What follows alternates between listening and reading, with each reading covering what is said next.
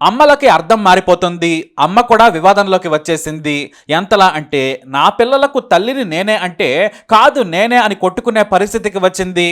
అద్దె గర్భం ద్వారా కలిగిన సంతానాన్ని అపురూపంగా పెంచుకున్న దివ్య అనే మహిళకు అమ్మతనం చట్టం కారణంగా దూరమైంది. బిడ్డల మీద మమకారంతో పోరాడిన ఓ తల్లికి బాంబే హైకోర్టు న్యాయం చేసిందా లేదంటే ముగ్గురమ్మల పిల్లలను తండ్రికే వదిలేసిందా? ఈ ముగ్గురమ్మల పిల్లల కథ ఏంటి అనేది ఈ స్టోరీలో మొదటి నుంచి ఏం జరిగిందో చూద్దాం. రాంచీకి చెందిన దివ్య ఆమె భర్త కమలేష్ కు 2012లో పెళ్ళయింది. వారు పెళ్ళైన తర్వాత ముంబై వచ్చి కాపురం పెట్టారు. కానీ వీరికి ఎన్ని ఆసుపత్రులు తిరిగినా కూడా సంతానం కలగలేదు. 2018 వరకు ప్రయత్నం చేశారు. అయితే ఓ డాక్టర్ దివ్యకు ఇక సంతానం కలగదు అని తేల్చి చెప్పేశారు. అనవసరంగా డబ్బులు వృధా చేసుకోవద్దు, నిన్ను డాక్టర్లందరూ మోసం చేశారు, డబ్బు కోసం ట్రీట్మెంట్ చేశారు, నా మాట నమ్మి ప్రయత్నం విరమించుకుంటే మంచిది, మీకు తల్లి కావాలని ఎంత ఆరాటం ఉందో నాకు అర్థమైంది, కావాలంటే దత్తత తీసుకోమని సలహా ఇచ్చారు ఆ డాక్టర్. దీంతో ఆ మాటలకు దివ్య కుమిలిపోయింది. తనకంటే 4 ఏళ్ల తర్వాత పెళ్లి చేసుకున్న తన సోదరి కావ్యకు పాప పుట్టింది. తన చెల్లెలి కూతురును చూసి ఆమెకు మాతృత్వం మీద మమకారం ఇంకా పెరిగింది. ఎలాగైనా సరే అమ్మ అని పిలిపించుకోవాలనే ఆరాటంతో దివ్యకు నిద్ర పట్టలేదు.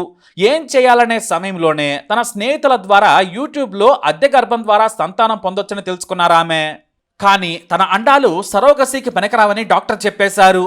ఇలా అయితే ముందు ఆ డాక్టర్నే కలుద్దామని ముందు తనకు మంచి చెప్పిన ఆ వైద్యురాలనే కలిసింది దివ్య.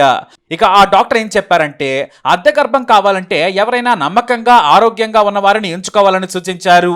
ముందే లీగల్గా డాక్యుమెంట్ రాయించుకుంటే మేము కూడా లీగల్గా ప్రొసీజర్ స్టార్ట్ చేస్తామని, మీరు తల్లి అయ్యేలా సాయం చేస్తామని చెప్పారామె. ఆ డాక్టర్ మీద దివ్యకు మంచి నమ్మకం. దీంతో చివరకు తెలిసిన వారి ద్వారా ఓ పేద మహిళను ఒప్పించారు. 5 లక్షల రూపాయలకు అద్దె గర్భం మోసేందుకు ఒప్పించారు. భవిష్యత్తులో ఇబ్బందులు రాకుండా లీగల్గా డాక్యుమెంట్స్ రెడీ చేసుకుంది దివ్య. అయితే వీటికి ఖర్చులు ఎక్కువ అవుతున్నాయని, తాను అంత భరించలేనని డాక్టర్కు చెప్పారు. దీంతో సదరు డాక్టర్ బెంగళూరులో నాకు తెలిసిన డాక్టర్ ఉన్నారు, మీకు ఈ ఖర్చులో సగానికే మొత్తం ప్రాసెస్ పూర్తవుతుందని చెప్పారామె. దీంతో బెంగళూరు డాక్టర్ను సంప్రదించగా అద్దె గర్భం మోసే మహిళ డోనార్స్ని తీసుకుని రావాలని చెప్పారు. ఆ మాటలకి దివ్య ఎంతో మురిసిపోయింది. తన భర్తకు విషయం చెప్పి బ్రతిమలాడింది. నాకు అమ్మ అని అనిపించుకోవాలని ఉంది, సరోగసి ద్వారా సంతానం ఏర్పాటు చేసుకుంటానని చెప్పింది. మొదట వద్దన్నా కూడా తర్వాత భార్య బాధను చూడలేక సరేనన్నాడు. తనకు కూడా తండ్రి కావాలని ఉందని ఒప్పుకున్నాడు. డబ్బులను సిద్ధం చేసి అద్దె గర్భం మోసేందుకు రెడీ అయిన మహిళకు డబ్బులు ముందే చెల్లించేశారు. అయితే ఎవరి అండం తీసుకోవాలి అనే దానిపై కూడా మల్లగొల్లాలు పడింది దివ్య. చివరకు తన వంశంతో పాటు ఎలాంటి ఇతర జబ్బులు లేవు, పిల్లలు ఆరోగ్యంగా ఉంటారు, మా వంశం పోలికలు జీన్స్ వస్తాయని తన సోదరి అండం తీసుకోవాలనుకుంది. ఇక భర్త వీర్యం ఎలాగూ ఉంది. దీంతో తన సోదరి కావ్యను బ్రతిమలాడింది దివ్య. నీ అండం ఇస్తే సరోగసి ద్వారా సంతానం పొందుతాను, నాకు సాయం చేయాలని, కావాలంటే ఆర్థికంగా కూడా సాయం చేస్తానని చెప్పింది. మొదట ఆమె భర్త ఒప్పుకోలేదు. కానీ ఇతర స్నేహితులు దీనివల్ల ఇబ్బందులేమీ ఉండవని చెప్పడంతో కావ్య భర్త సరేనన్నాడు. దీంతో దివ్య అన్ని రెడీ చేసుకుంది. కావ్య అండం, భర్త వీర్యకణం సేకరించి ఐవీఎఫ్ ద్వారా పిండాన్ని అద్దె గర్భం మహిళ గర్భంలోకి సక్సెస్ఫుల్ గా మార్పిడి చేశారు బెంగళూరులోని ఓ సంతాన సాఫల్య డాక్టర్. నవంబర్ 30, 2018న బంగారం లాంటి 2 కవల ఆడపిల్లలు పుట్టారు. అప్పటికే పక్కాగా గర్భం మోసిన మహిళతో అగ్రిమెంట్ చేసుకుంది దివ్య. ఎందుకంటే భవిష్యత్తులో ఎలాంటి సమస్య రాకూడదని. కానీ జీవితం ఎప్పుడు మనం అనుకున్నట్టుగా జరగదు. దివ్యకు కూడా అలాంటిదే జరిగింది. అది ఎలా వచ్చిందో చూద్దాం. తన కవల పిల్లలను అపురూపంగా పెంచుకుంటోంది దివ్య. అమ్మ అని 2 కవల ఆడపిల్లలు పిలుస్తుంటే మురిసిపోయింది. ప్రాణానికి ప్రాణంగా పిల్లలను పెంచుకుంటుంది దివ్య. 3.5 ఏళ్లకే 2 పిల్లలను దగ్గరలోని స్కూల్లో చేర్పించేసింది. ఆ పిల్లలు స్కూల్కి వెళ్తేనే తట్టుకోలేకపోయేది. ఆ పిల్లల రాక కోసం 1000 కళ్ళతో ఎదురు చూసేది దివ్య. కానీ అప్పుడే కాలం దివ్యకు అగ్ని పరీక్ష పెట్టింది. అమాయకంగా తన సోదరిని భర్తను కూడా నమ్మేసింది. బయట మహిళ అని అద్దె గర్భం సంపాదించిన ఆ యువతతో లీగల్ అగ్రిమెంట్ చేసుకుంది. కానీ ఇక్కడ సోదరితో మాత్రం చేసుకోలేదు. ఇక భర్త కమలేష్ ను కూడా బలంగా నమ్మింది. ఎందుకంటే భర్త కాబట్టి. కానీ విధి ఒకేసారి తిరగబడింది. దివ్య సోదరి కావ్య భర్త రోడ్డు ప్రమాదంలో చనిపోయాడు. కావ్యకు పాప ఉంది. దీంతో కావ్య ఒంటరైంది. ఈ సమయంలోనే తనకు అండదానం చేసి తల్లేందుకు సహకరించిన సోదరిపై జాలి ప్రేమ చూపించింది దివ్య. తన సోదరిని, ఆమె కూతురిని కూడా నవీ ముంబైలోని తన ఇంటికి పిలిపించింది. ఇక కావ్య ప్రైవేట్ ఉద్యోగం చేసుకునేది. ఆమె అలా చేసుకుంటూ ఉండగా ఆమె కూతురిని, తన 2 కవల పిల్లలని కూడా దివ్య పెంచేది. మరి తెర వెనుక ఏం జరిగిందనేది దివ్య గమనించలేదు. తనకు పిల్లలే లోకమైపోయారు. తన భర్త సోదరి ఏం చేస్తున్నారనేది కూడా ఆమె చూడలేదు. పిల్లల ప్రేమలో మునిగిపోయింది. వారి కోసం నిద్ర లేకుండా కూడా గడిపేది. సోదరి కూతురును కూడా అంతే ప్రేమగా పెంచేది దివ్య. అయితే రాను రాను భర్త ప్రవర్తన మీద దివ్యకు అనుమానం కలిగింది. ఇంట్లో గొడవలయ్యాయి. సోదరి భర్త చనిపోయి కష్టాల్లో ఉందని ఆమె ఏమీ అనలేదు. పైగా కృతజ్ఞత అనే బంధం కూడా ఆమెను కట్టేసింది. ఇలా 6 నెలలు గడిచిపోయినా గొడవలు కూడా అయ్యాయి. తప్పుడు పద్ధతులను మానుకోవాలని సోదరిని భర్తను కూడా హెచ్చరించింది. అయితే ఓ రోజు దివ్య పిల్లలకు బట్టలు కొనుక్కొస్తానని షాపింగ్కి వెళ్ళింది. పిల్లల జాగ్రత్త అని భర్తకు తన చెల్లెలు కావ్యకు చెప్పింది. కానీ దివ్య షాపింగ్ మాల్ నుంచి ఇంటికి వచ్చేసరికి భర్త లేడు, పిల్లలు లేరు, కావ్య లేదు. దీంతో ఆమెకు సీన్ అర్థమైంది. ఇంట్లోనే గొక్కపెట్టి ఏడ్చేసింది. రాంచీలోని తన సొంతింటికి పిల్లలను మరదలను తీసుకుని వెళ్ళాడు దివ్య భర్త కమలేష్. ఇద్దరు లేచిపోయారని రోధించింది. భర్తకు ఫోన్ చేసినా మొదట లిఫ్ట్ చేయలేదు.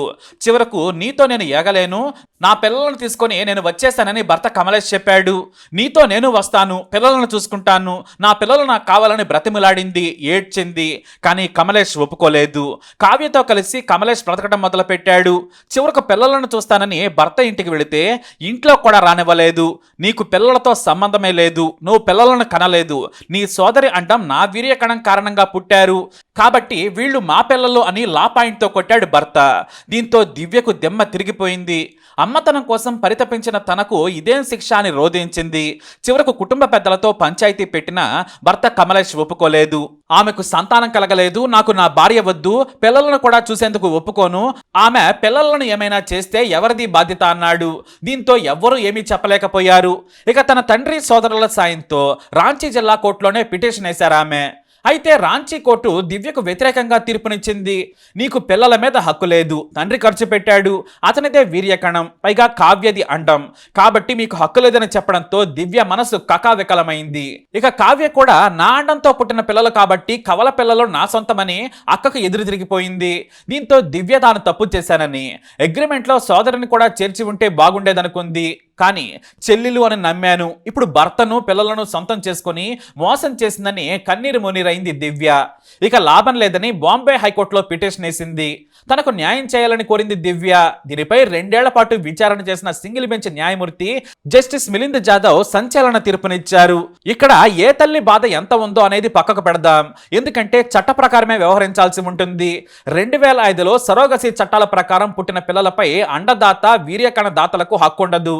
మీరు అంటే అండం ఇచ్చిన కావ్య, శుక్రకణం ఇచ్చిన భర్త కమలేష్ బయోలాజికల్ మదర్ ఫాదర్ గా వేరువేరుగా పిలువబడతారు. అంతే తప్ప పిల్లల మీద మీకు హక్కు ఉండదు. ఇక్కడ సరోగసి అగ్రిమెంట్ చేసుకున్న వారిలో దివ్య ఆమె భర్త ఉన్నారు కాబట్టి భర్తతో పాటు దివ్యకు కూడా హక్కు ఉంటుంది. ఈ కవల పిల్లల్లో అండం ఇచ్చిన కావ్యకు ఎలాంటి హక్కు లేదు.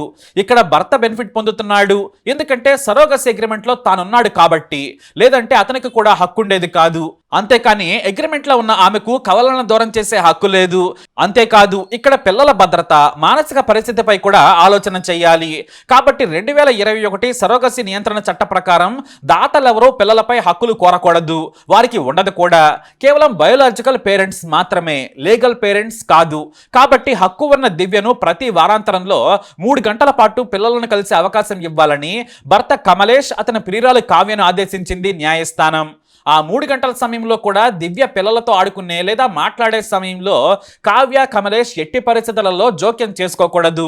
ఆమె వ్యక్తిగతంగా పిల్లలను కలుసుకోలేని పరిస్థితి ఉంటే ఫోన్లో మాట్లాడే అవకాశమైనా ఇవ్వాలని కోర్టు ఆదేశించింది.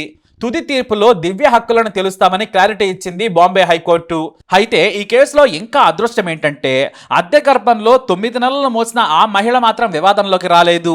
అదే పెద్ద ఉపశమనం అని చెప్పొచ్చు. ఇలా 3 తల్లుల కవల పిల్లలకు ప్రేమను పంచేవారన్నా కూడా ఆ తల్లులే కొట్టుకుంటుంటే వారికి ఏం అర్థం కావడం లేదు. ఇప్పుడు రాంచీలోని స్కూల్లోనే చదువుకుంటున్నారు ఈ చిన్నారులు. వారికి ఇప్పుడు 5 ఏళ్ళు. కానీ వారు ఎదిగే కొంది ఇవన్నీ కూడా తెలుస్తూ ఉంటాయి. వారి మనస్సుపై ఈ ఘటన ముద్ర వేస్తుంది. కాబట్టి వారి తల్లిదండ్రులే మారాలి. మరి ఈ కేసుపై మీరు చెప్పే తీర్పు ఏమిటి? మీ అభిప్రాయాన్ని కమెంట్ ద్వారా తెలియజేయండి. ఇలాంటి ఇన్ఫర్మేషన్స్ కోసం వీడియో లైక్ చేయండి, షేర్ చేయండి, మా ఛానల్ని సబ్స్క్రైబ్ చేసుకోండి.